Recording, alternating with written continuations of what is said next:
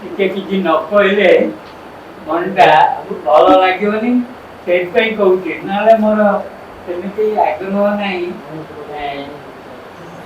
କିନ୍ତୁ ସେଦିନ convocation ceremony ହେଉଛି, ଯୋଉ ଯୁବବନ୍ଧୁ ମାନେ ଆସିଛନ୍ତି ସେମାନଙ୍କର କଳ୍ପନା ଶକ୍ତି ମଧ୍ୟ ସେରକମ ଦକ୍ଷ ଅଛି, ମୁଁ ଅନୁମାନ କରୁଛି। କିନ୍ତୁ ତାକୁ ଆଉ ଟିକେ ରସାୟନିତ କରିବା ପାଇଁ ତାକୁ ଗୋଟିଏ ଛୋଟିଆ ଗପ ମୁଁ ଆପଣମାନଙ୍କୁ କହିବି, ଯିଏକି ଆପଣଙ୍କର କଳ୍ପନା ଶକ୍ତିକି ସେ ବଳ ଯୋଗେଇବ। ୱାନ୍ ଆଇଡ୍ ଷ୍ଟୋରି ଟେଲର, ସେଇଆକୁ ନେଇକି ଆପଣ ଛୋଟିଆ ଫିଲ୍ମ କରିପାରିବେ। ସେ କହିଲେ, ଯାତ୍ରୀ ଭାଇ ମାନେ ତମେ ଯୋଉ କେହି ଗପ ଜାଣିଛନ୍ତି କି? ଆମେ କହିପାରିବ ମାତ୍ର ଘଣ୍ଟାଏ। କହିଲା ଗୋଟେ ଛୋଟିଆ ରାଜ୍ୟର ଗୋଟେ ରାଜ୍ୟ ଥିଲା, ସେଥିରେ ଗୋଟେ ରାଜବାଟୀରେ ଗୋଟେ ସେ ରଜା ଝିଅ ଥିଲେ। ସିଏ ଗୋଟେ ପଣ କଲେ, ମତେ ଯିଏ ବୁଦ୍ଧିରେ ହଟେଇବ ମୁଁ ସେଆକୁ ବାହାବି। ସେଠୁ ଇଏ କଲେ, କହିଲେ ତାହେଲେ ଠିକ୍ ଅଛି। ସେ ରଜା ଗୋଟେ ସବୁଆଡ଼େ ଡିଙ୍ଗୁରା ଦେଇକରି କହିଲା, ମୋ ଝିଅକୁ ଯିଏ ବୁଦ୍ଧିରେ ହଟେଇବ, ଆଉ ସେଆକୁ ମୁଁ ବାହା ଦେବି, ତମେ ସବୁ ଆସ। ତେଣୁ ସେ ଯେଉଁ ଯିଏ ସବୁ ବୁଦ୍ଧିଆ ପିଲା ସେ ସବୁ ଆସିଲେ। ଆଉ କେତେ 2-3 ଦିନ ଗଲା, ଆଉ ତାପରେ ସେ ପଳେଇଲା ପରେ ଇଏ କହିଲା ମୁଁ ଯାଇଥିଲି ସେଠିକି। ସେଠୁ ସମସ୍ତେ ଆଶ୍ଚର୍ଯ୍ୟ ହେଲେ, କହିଲେ କଣା ଲୋକଟେ ଗୋଟେ ଯାଇଥିଲା ରଜା ଝିଅକୁ ବାହା ହେବା ପାଇଁ। ସେଠୁ ତାପରେ ଇଏ କହିଲା, ବ୍ୟସ୍ତ ହୁଏନି, ଟିକେ ଶୁଣ, ତାପରେ ଦେଖି ଇଏ। ସେଠୁ ସେ ରଜା ଝିଅ କହିଲା, ମୋର 3-4ଟି ପ୍ରଶ୍ନ ଅଛି, ସେ ପ୍ରଶ୍ନ ପଚାରିବି, ଯଦି ପାସ୍ ହେଇଯିବ ତାହେଲେ ମୁଁ ତମକୁ ଜିତିବ। ସେଠୁ ଏଇ ସମୟରେ ରଜା ବଡ଼ ବ୍ୟସ୍ତ ହେଇକିରି କହିଲା, ଆଉ ଅନ୍ୟମାନେ ତ ସବୁ ଗଲେଣି, ଇଏ କହିଲା ତତେ ତୁ ଯଦି ଇଏ ନ ଜିତିବୁ ତାହେଲେ ତତେ ଏଠି ଫାଶୀ ଦିଆଯିବ। କହିଲା, ମୁଁ ଆଜ୍ଞା ସେଥିରେ ରାଜି, କିନ୍ତୁ ମୋର ଗୋଟିଏ ଛୋଟିଆ ଅନୁରୋଧ ଆପଣ ରଖିବେ, ମୁଁ ସେ ଅନୁରୋଧଟି ପରେ କହିବି। କହିଲା ଆଚ୍ଛା। ତାପରେ ସେ ରଜା ଝିଅକୁ ପଚାରିଲା, ନା ରଜା କହିଲା ଆପଣ ଆରମ୍ଭ କରନ୍ତୁ କ'ଣ ପ୍ରଶ୍ନ। ସିଏ କହିଲେ, ମୋର ପ୍ରଥମ ପ୍ରଶ୍ନ ହେଉଛି ଯେ ମୁଁ ଯାହା ଦେଖୁଛି ଆପଣ ତାକୁ ଅଧା ଦେଖୁଥିବେ, କାହିଁକିନା ଆପଣ 2ଟା ଆଖି ନାହିଁ, ଗୋଟେ ଆଖି। ସେଠୁ ଇଏ ଗପ କହିଲା ବାଲା କହିଲା ନା ମୁଁ 2 ଗୁଣ ଦେଖେ, ଆପଣ ଯାହା ଦେଖୁଛନ୍ତି ମୁଁ 2 ଗୁଣ ଦେଖେ। କହିଲା କେମିତି? କହିଲା ଗୋଟିଏ ଆଙ୍ଗୁଳି ଦେଖେଇଦେଲା। କହିଲା ଆଙ୍ଗୁଳି କେତେଟି ଦେଖୁଛ?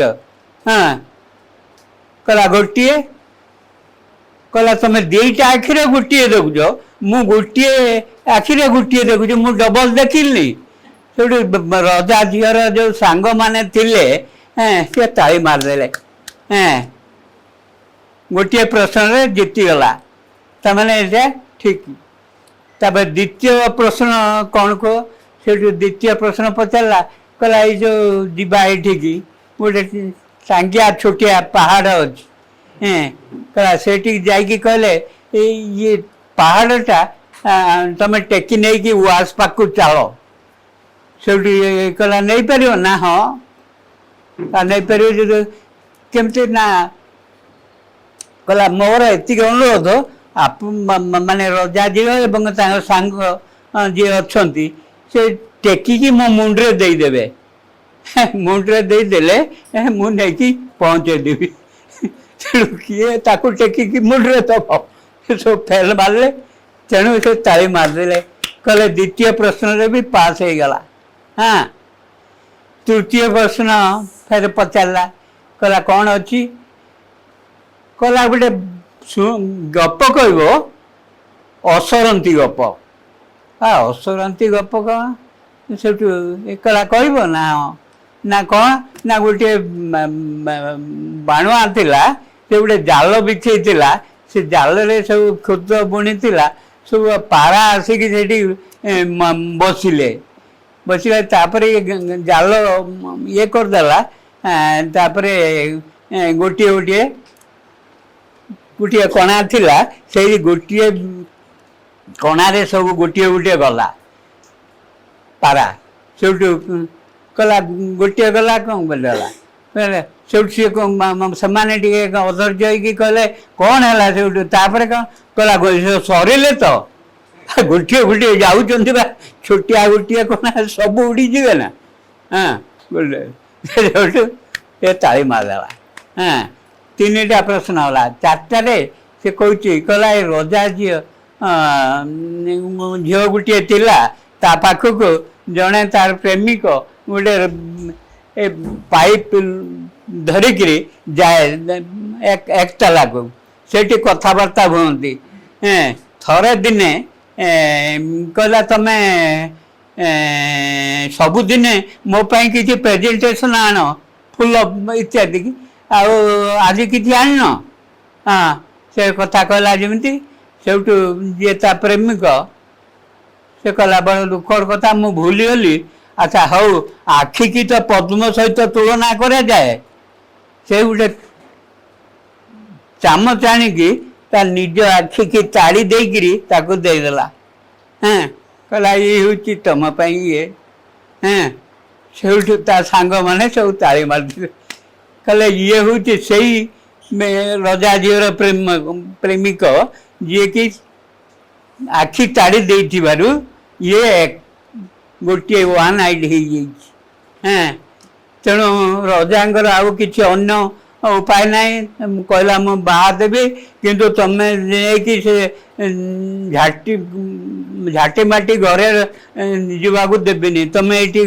गोटे अधा राज्य दौची से रुह कहला ना आज्ञा मुझे कही प्रथमे जे मोर गोटे अलग शर्त अच्छी मुझू बाहर नहीं जाकि से झाटी माटी कोड़िया रखी कहला ये कि कथा हाँ कहला बाध्य तेणु से तो से गोबर पानी पकईकी लिपालिपि करुँच हाँ सब ये गप शुणाइले बाहर ता भर गोटे पिस्तल थिला ताकू बाहर कला कला तो एड़े ये तो गोटे रजा झील को आणिकी यही सब कम लगेचो हाँ ते फायर करदेमी से कला रुह भाई हाँ धैर्य धर हाँ या कहीकि से बंदूक अटकईकरी आर आखिटा जी बंद थिला सेटा खोलिला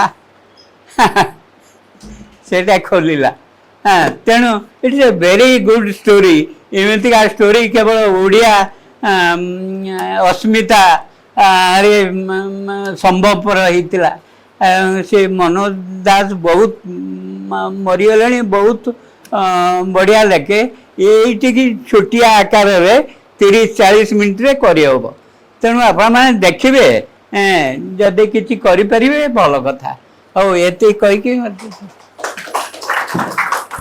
बहुत भल लगुच पिला माने भी सब बहुत मन देकी सब लगी ये आगे आगे चली जीवनटा तो संघर्ष संघर्ष न कले आगे पारन कहीं जी जो स्तर रहू सबुठी आगे चली चलो